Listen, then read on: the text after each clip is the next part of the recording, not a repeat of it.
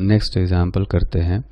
इस एग्जाम्पल में दो तरह के डाइलेक्ट्रिक दिए गए हैं, लेकिन इनका जो शेप है वो आइडेंटिकल नहीं है। आप देखेंगे कि एक डाइलेक्ट्रिक है जिसका डाइलेक्ट्रिक कांस्टेंट है 2K, और एक ऐसा डाइलेक्ट्रिक है जो ग्रीन कलर से शेडिंग किया हुआ है, उसका डाइलेक्ट्रिक कांस्टेंट है K।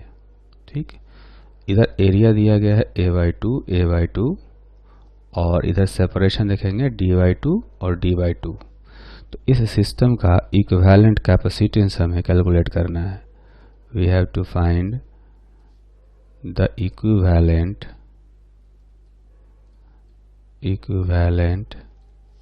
capacitance of the system. Also find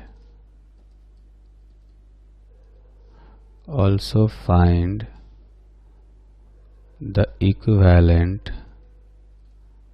dielectric constant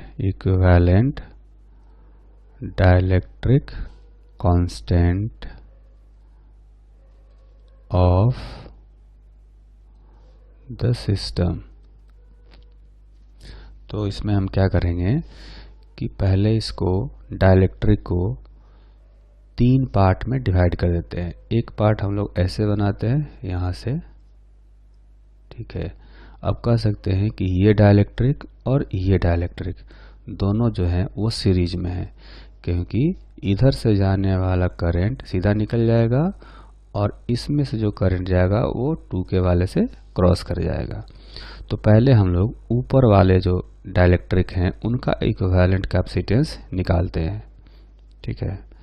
तो ऐसा करेंगे, C अपर पार्ट का हम लोग पहले निकालते हैं कैपेसिटेंस, और वो हो जाएगा, उनका हो जाएगा C1 into C2 by C1 plus C2, क्योंकि दोनों सीरीज में है तो सीरीज में ये फॉर्मूला अप्लाई करते हैं। C1 का वैल्यू लिखेंगे K epsilon not A/2 divided by D/2 into जो दूसरा वाला कैपेसिटर है उसका डाइलेक्ट्रिक कांस्टेंट है 2K into epsilon not A/2 divided by D/2, ठीक। और नीचे दोनों को ऐड करेंगे तो K epsilon not A/2 by D/2 plus 2K epsilon not A/2 divided by D/2, ठीक है। अब इनको अगर सिंप्लीफाई करें तो जो ऊपर वाला टर्म है ना, वो हो जाएगा K epsilon not A/D into 2K epsilon not A/D, फिर नीचे आएगा K epsilon not A/D plus 2K epsilon not A/D। तो इसमें से एप्सिलॉन नॉट A/D जो टर्म है उसको हम लोग कैंसिल कर सकते हैं, है ना। एप्सिलॉन नॉट A/D यहाँ से कॉमन लेंगे और एक ऊपर वाले में से कैंसिल कर देंगे, ठीक। उसी तरह से एक K भी लेकर के कॉमन लेकर के यहाँ से कैंसिल कर सकते हैं, ठीक।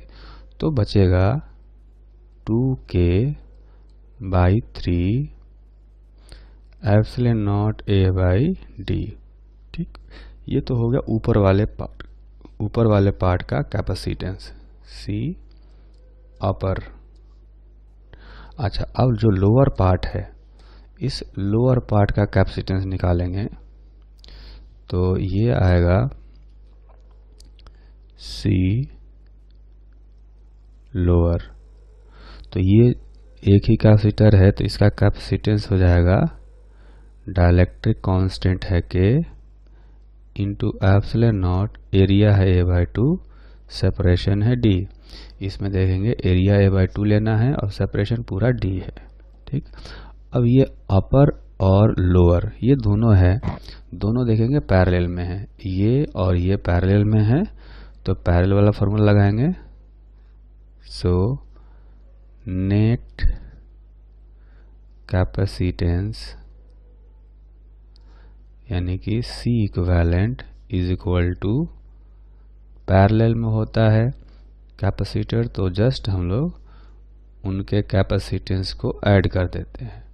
तो इस तरह से हो जाएगा 2/3 K epsilon naught A by D plus K epsilon naught A divided by 2D। ठीक, अब ये देखेंगे कि आ जाएगा 7/6 K epsilon naught A by D। ये हो गया C इक्विवेलेंट। ठीक, अब अगर इसमें हमें डाइलेक्ट्रिक कांस्टेंट निकालना हो तो डाइलेक्ट्रिक कांस्टेंट ऐसे करेंगे, K equivalent epsilon naught A by D। मतलब ये जो पूरा पार्ट है डाइलेक्ट्रिक का, सबको मिलाकर हमें एक ही डाइलेक्ट्रिक रखना हो तो उसका डाइलेक्ट्रिक कांस्टेंट क्या रखेंगे, तो 7K/6 epsilon naught A by D।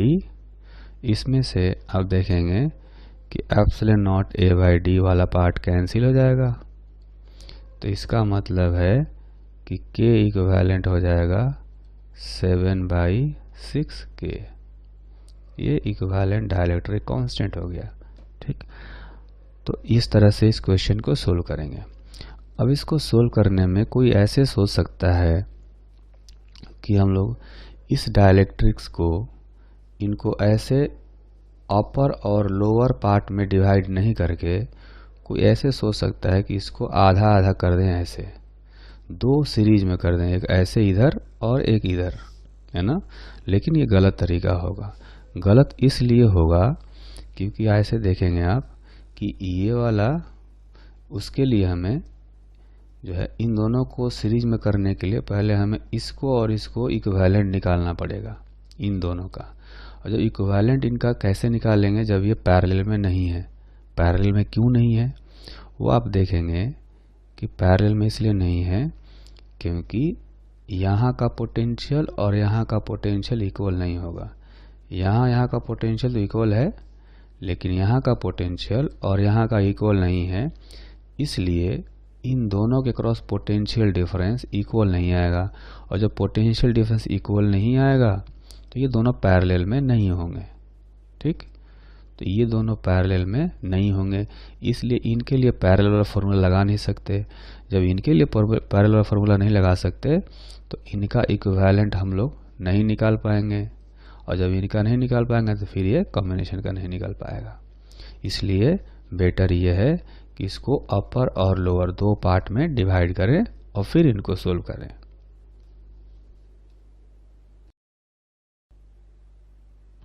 तो नेक्स्ट एग्जाम्पल करते हैं। इस एग्जाम्पल में आप देखेंगे कि एक कैपेसिटर दिया गया है, उस कैपेसिटर के बीच में टोटल गैप जो है वो है D, और एक बीच में डाइलेक्ट्रिक है। डाइलेक्ट्रिक का डाइलेक्ट्रिक कांस्टेंट दिया गया है K, इसका जो थिकनेस है वो है T। ठीक, बीच में इधर ऐसा मान लेते हैं कि इधर स्पेस है x और इधर आ जाएगा d minus T minus x, ये वाला गैप। तो हमें क्या करना है कि इस सिस्टम का कैपेसिटेंस फाइंड करना है। इसका टोटल एरिया A है। Find capacitance of the system. तो इस सिस्टम का कैपेसिटेंस फाइंड करना हो तो हम क्या करेंगे, अपने पास 3 कैपेसिटर बन रहे हैं यहाँ पर, है ना। तो तीनों कैपेसिटर का कैपेसिटेंस बारी बारी से निकालते हैं। तो सबसे पहले ये मान लेते हैं C1 है, इसको मान लेते हैं C2 है, और इसको मान लेते हैं C3 है। तो C1 को लिखेंगे epsilon naught into A by x, C2 को लिखेंगे epsilon naught A divided by D minus T minus x, है ना। और जो C3 होगा बीच वाला, उसका लिखेंगे K epsilon naught A by T। अब ये तीन कैपेसिटर बन गए और ये तीनों ही सीरीज में होंगे, क्योंकि एक से जो करंट जाएगा वो बाकी सबसे हो करके जाएगा, है ना। तो इस तरह से कह सकते हैं 1/C equivalent is equal to 1/C1 1/C2 plus 1/C3, क्योंकि ये तीनों सीरीज में है। ठीक, अब 1/C1 का जो वैल्यू है आप देखेंगे हो जाएगा x by epsilon naught A। फिर C2 का वैल्यू हो जाएगा d minus T minus x divided by epsilon naught A plus C3 का वैल्यू रखेंगे K epsilon naught A divided by T। तो यहाँ से हम लोग लिख सकते हैं, पहले इन दोनों को ऐड करेंगे। अच्छा, ये जो C3 वाला टर्म है ये देखेंगे, इसको थोड़ा सा हम लोग ठीक करेंगे, ये उल्टा हो गया है ना। तो इसको करेक्ट करते हैं, इसको करेक्ट करेंगे तो ये आएगा T divided by K epsilon naught into A। ठीक, अब यहाँ पर हम लोग पहले इन दोनों टर्म को जोड़ेंगे, तो ये आ जाएगा x plus d minus T minus x divided by epsilon naught A, दोनों में कॉमन है, plus t by K epsilon naught A। तो इसमें से देखेंगे कि ये x और ये x कैंसिल हो गया। अब जो है इन दोनों में epsilon not K epsilon naught A को कॉमन ले लिया जाए, LCM ले लिया जाए, तो बचेगा ऊपर d माइनस टी, है ना, ऊपर बचेगा d minus T plus into K, और इधर आ जाएगा जस्ट t। ठीक, तो इस तरह से C इक्विवेलेंट का वैल्यू हो जाएगा, इसको उल्टा करेंगे तो K epsilon naught A divided by K into d minus T plus t, यानी epsilon naught A divided by d minus T plus t by K। ठीक है, तो फाइनली ये कहा जा सकता है कि जो C इक्विवेलेंट आया, इसको थोड़ा सा और सिंप्लीफाइड फॉर्म में लिखेंगे, तो लिखेंगे d plus t into 1/K minus 1, है ना। तो ये आ गया इस सिस्टम का इक्विवेलेंट कैपेसिटेंस। ठीक, अच्छा, ऐसा होता है कि अगर इस डाइलेक्ट्रिक के जगह पर कोई कंडक्टर होता है ना, इफ कंडक्टर इज, और कह सकते हैं if dielectric is replaced by, if dielectric is replaced by a conductor then, तो डाइलेक्ट्रिक जो कंडक्टर होता है उसका डाइलेक्ट्रिक कांस्टेंट माना जाता है इनफाइनाइट, है ना। तो C इक्विवेलेंट हो जाता epsilon naught A by d, K का वैल्यू इनफाइनाइट रख देंगे तो ये टर्म 0 हो जाएगा और ये हो जाएगा d माइनस टी, है ना, ऐसा हो जाता। तो कंडक्टर के लिए, for conductor K is equal to infinity, conductor के लिए K का वैल्यू इन्फिनिटी होता है ना। ये कैसे हम लोग कर सकते हैं, इसके लिए एक और एग्जांपल कर लेते हैं, उससे पता चल जाएगा कि इस कंडक्टर अगर डाला गया हो तो कंडक्टर का डाइलेक्ट्रिक कांस्टेंट इनफाइनाइट होता है ना। अच्छा, इस एग्जांपल में एक और हम लोग देखेंगे, कंक्लूजन निकाल सकते हैं कि जो रिजल्ट आया है वो इस एक्स से इंडिपेंडेंट है।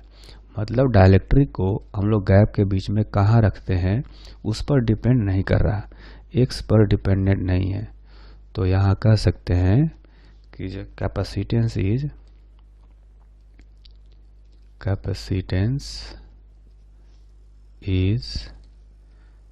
independent of x, means independent of position of dielectric. Dielectric जो है वो किसी प्लेट से चिपका हुआ है या कितने डिस्टेंस पर है उससे फ़र्क नहीं पड़ता, है ना। सी इक्विवेलेंट का जो वैल्यू है वो इतना आएगा। तो एक ऐसा एग्जाम्पल करते हैं जिसमें कि कैपेसिटर के गैप में आप देखेंगे कि एक कंडक्टर डाला हुआ है, ठीक। तो ऐसा कहा जा सकता है कि अब ये जो सिस्टम होगा उसमें दो एयर कैपेसिटर हैं, है ना, एक ये और एक ये। इन दोनों को मिलाकर के जो इक्विवेलेंट कैपेसिटेंस आएगा उसकी वैल्यू हमें कैलकुलेट करनी है। Find the capacitance of the system.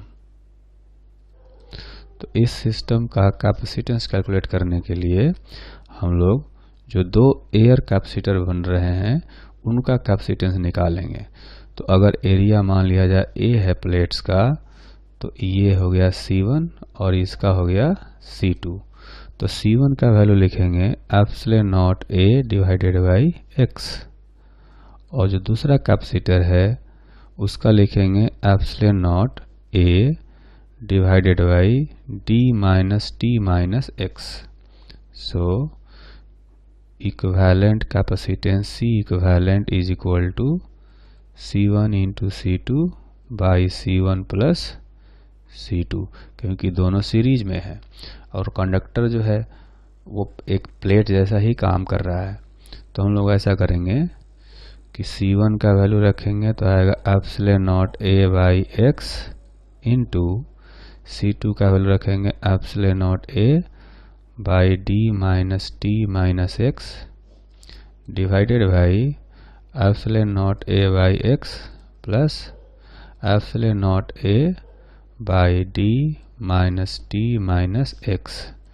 तो इसमें से आप देखेंगे कि एप्सिलॉन नॉट A जो है ये कॉमन लेकर के यहाँ से ऊपर वाले को एक को कैंसिल कर सकते हैं, ठीक। तो बचेगा epsilon naught A divided by LCM लेने के बाद जो बचेगा d minus t minus x plus x, यानी x और x जो है वो कैंसिल हो गए, तो ये कैंसिल हो गए तो बचेगा epsilon naught A by d minus t। ये इक्विवेलेंट कैपेसिटेंस आया इस सिस्टम का, ठीक है। यही जो वैल्यू हमने तब भी निकाला था, आप देखेंगे यहाँ पर हमने लास्ट में यही वैल्यू कैलकुलेट किया है कि जब बीच में कंडक्टर हो डाइलेक्ट्रिक के जगह पर तो इक्विवेलेंट कैपेसिटेंस ये आता है epsilon naught A by d minus t, ठीक। तो अब जो है हम लोग इसको एनालाइज करते हैं, क्योंकि दोनों वैल्यू एक जैसे आ रहे हैं, है ना। तो क्या होगा इस केस में, अब हम ऐसा करें कि if t is equal to d, t is equal to d का मतलब है कि इस कैपेसिटर के अंदर पूरा डाइलेक्ट्रिक भर दिया जाए, है ना। इसमें पूरा अगर कंडक्टर भर दिया जाए यहाँ से यहाँ, ठीक है, इसमें कंडक्टर भर दिया जाए तो कैपेसिटेंस कितना होगा, आप देखेंगे कि epsilon not a divided by D minus T हो जाएगा 0, यानी कि इनफाइनाइट हो जाएगा। तो इनफाइनाइट ऐसे हो जाएगा। और एक अगर हम लोग डाइलेक्ट्रिक कांस्टेंट वाला फॉर्मूला लगाएं तो हम लोग कहते हैं ये होता है के इंटू सी नॉट, है ना। तो सी नॉट का मतलब हो गया जब एयर था तब, और के सी नॉट हो गया जब डाइलेक्ट्रिक आ गया तब। तो अगर कंडक्टर का एक डाइलेक्ट्रिक मान लिया जाए तो यहाँ से के का जो वैल्यू है वो इनफाइनाइट आता है ना। तो ये हमें याद रखना चाहिए कि dielectric constant of a conductor is infinite, है ना, ये ध्यान रखना है।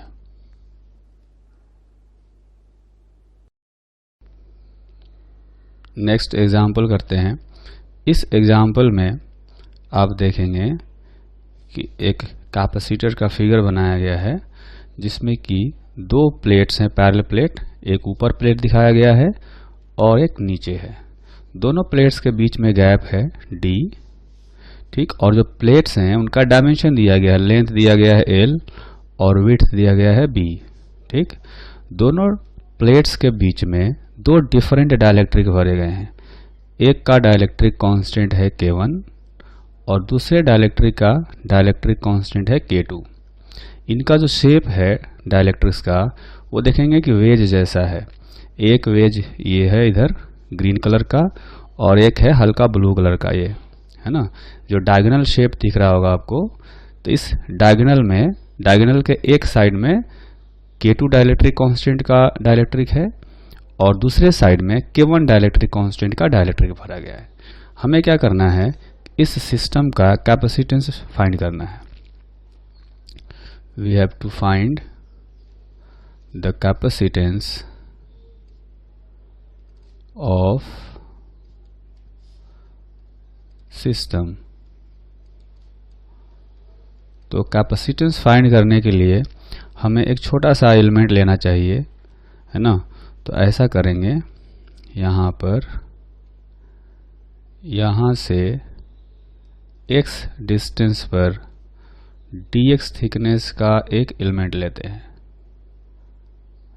है ना।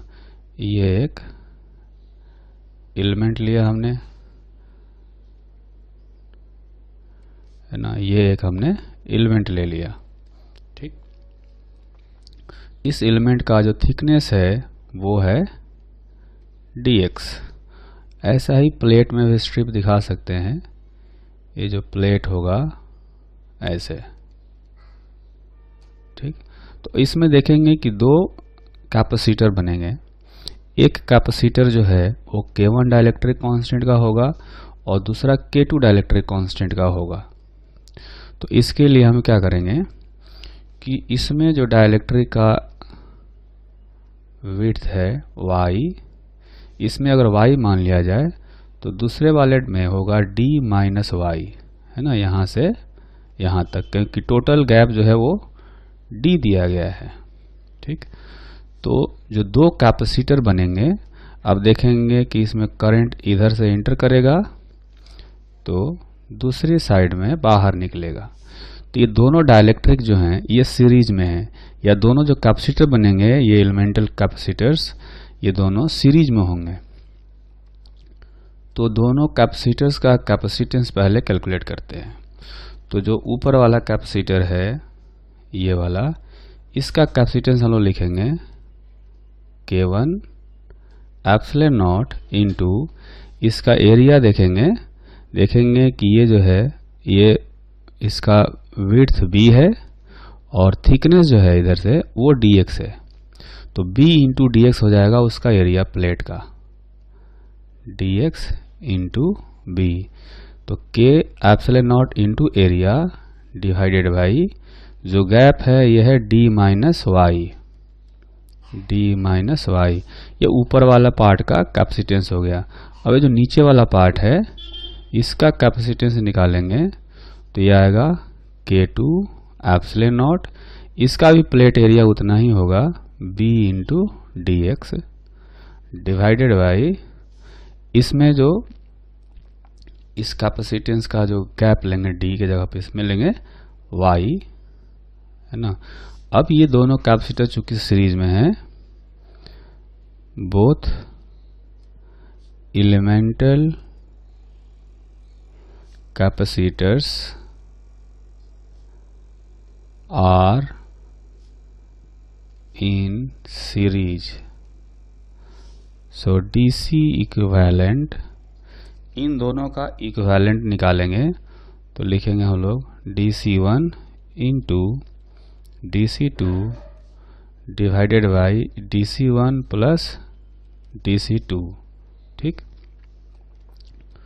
तो यहाँ से DC1 का अगर वैल्यू रखा जाए K1 epsilon naught V dx divided by D minus Y into K2 epsilon naught into B dx divided by Y divided by, इन दोनों कैपेसिटर्स को हमें ऐड करना है तो लिखेंगे K1 epsilon naught B dx divided by D minus y plus K2 epsilon naught B dx divided by y, ठीक है। तो अब इसको क्या करेंगे, सिंप्लीफाई करेंगे, ठीक। तो आप देखेंगे कि एप्सिलॉन नॉट B dx इसमें से और इसमें से कॉमन लेंगे तो ऊपर एक एप्सिलॉन नॉट B dx ये कैंसिल हो जाएगा, ठीक।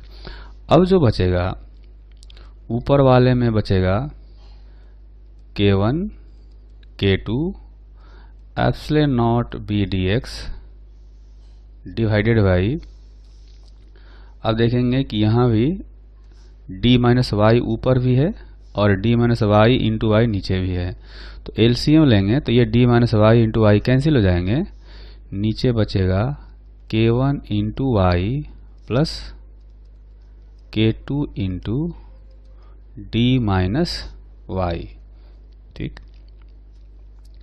तो इनको थोड़ा सा सिंप्लीफाई करेंगे और तो ये ऐसे दिखेंगे K1 K2 epsilon naught B dx divided by K2D plus K1 minus K2 into y. तो हम क्या करेंगे कि यहाँ पर जो y है इस y का वैल्यू पहले कैलकुलेट करते हैं। तो y का वैल्यू कैलकुलेट करना हो तो आप देखेंगे कि यहाँ पर ये एंगल थीटा है, इस थीटा का वैल्यू, या यहाँ पर भी थीटा है, इस थीटा का वैल्यू हम लोग कैलकुलेट कर सकते हैं। तो tan थीटा जो होगा वो हो जाएगा, इस ट्रायंगल का जो हाइट है वो है d, है ना, डिवाइडेड बाई ये जो बेस है, मतलब कि प्लेट का जो लेंथ है ये है l, है ना, तो d बाई l लिख सकते हैं tan theta is equal to, अब यहाँ पर छोटा सा ट्रायंगल बन रहा है, देखेंगे यहाँ पर x डिस्टेंस पर ये हाइट है y, तो tan थीटा को y डिवाइडेड बाई x भी कर सकते हैं, तो यहाँ पर y बाई x कर सकते हैं, और इसलिए जो y का वैल्यू आएगा ये होगा x डी बाई एल, ठीक। तो इस y का वैल्यू हम लोग यहाँ पर सब्स्टिट्यूट करते हैं तो उससे ये आएगा K1 K2 epsilon naught B into D x divided by K2D plus K1 minus K2 into y का value x D by L, है ना, ये रखेंगे यहाँ पर। तो ऐसा होगा कि K1 K2 एप्सिलॉन नॉट ये जो है B dx, इनको ऐसे ही छोड़ देते हैं, डिवाइडेड बाई इसमें से अगर हम लोग d बाई एल अगर कॉमन ले लें तो क्या होगा, है ना, इसमें से डी बाई एल अगर कॉमन ले लेते हैं तो यहाँ पर बचेगा K2L plus K1 minus K2 into x, ये बच जाएगा। ठीक, अब इसको थोड़ा सा और करेंगे सिंप्लीफाई, तो होगा K1 K2 epsilon naught B into L into D x divided by D K2L plus K1 minus K2 into x. ठीक है, तो ये आया इस एलिमेंट्री कैपेसिटेंस का वैल्यू। ठीक, इसको हम लोग थोड़ा सा और सिंप्लीफाई करेंगे नेक्स्ट पेज में, तो ये हमें दिखेगा, ये जो वैल्यू आया है उसको एक बार फिर से लिख लेते हैं। ये है K1 K2 epsilon naught B into L D x divided by D into K2L plus K1 minus K2 into x. ठीक, तो देखेंगे कि जो B इंटू एल है ये एक्चुअली में प्लेट का एरिया है ना। आप फिगर में देखें कि ऊपर वाला जो प्लेट है ये, इसका एरिया होगा B इंटू एल। तो ऐसे लिख सकते हैं इसको कि K1 K2 epsilon naught A by D into D x divided by K2L plus K1 minus K2 into x. ठीक है, ऐसे है। तो इसको हम लोग टोटल कैपेसिटेंस निकालना हो तो इंटीग्रेट करेंगे, है ना। इसको इंटीग्रेट करेंगे 0 से C, और इसमें देखेंगे K1 into K2 epsilon naught A by D, और जो ये कांस्टेंट पार्ट है, जो वेरिएबल पार्ट है उसको इंटीग्रेट करेंगे K2L plus K1 minus K2 into x. ठीक, x का जो वैल्यू होगा उसका लिमिट अगर देखें तो x जो है ये, इसको 0 से लेकर के L लेंथ तक ले जाना है, इसलिए इंटीग्रेशन का लिमिट हम लोग रखेंगे 0 टू L। ठीक, तो 0 टू L इसको इंटीग्रेट करेंगे, यानी कैपेसिटेंस आएगा K1 K2 epsilon naught A by D, इसका इंटीग्रेशन आएगा लॉग में, log K2L plus K1 minus K2 into x divided by x के साथ में जो कांस्टेंट टर्म है उससे डिवाइड हो जाएगा K1 माइनस K2, है ना, और इसमें लिमिट रखेंगे 0 से L। ठीक, तो K1 K2 divided by K1 minus K2 into epsilon naught A by D, और इसमें जो लिमिट रखेंगे तो आएगा K2L plus K1 minus K2 into L divided by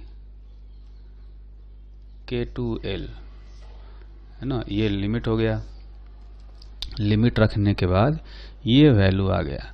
तो इसमें से देखेंगे कि ये K2L और ये वाला K2L कैंसिल हो जाएगा, तो बचेगा K1 minus K2 by K1 minus K2 into epsilon naught A by D log, ऊपर देखेंगे बचेगा K1L और नीचे बचेगा K2L, तो L L कैंसिल हो जाएगा, ये बचेगा K1 बाई K2। तो ये इस कैपेसिटेंस का वैल्यू आ गया, है ना। तो इस तरह से इसको इंटीग्रेट करके वैल्यू को फाइंड किया जा सकता है।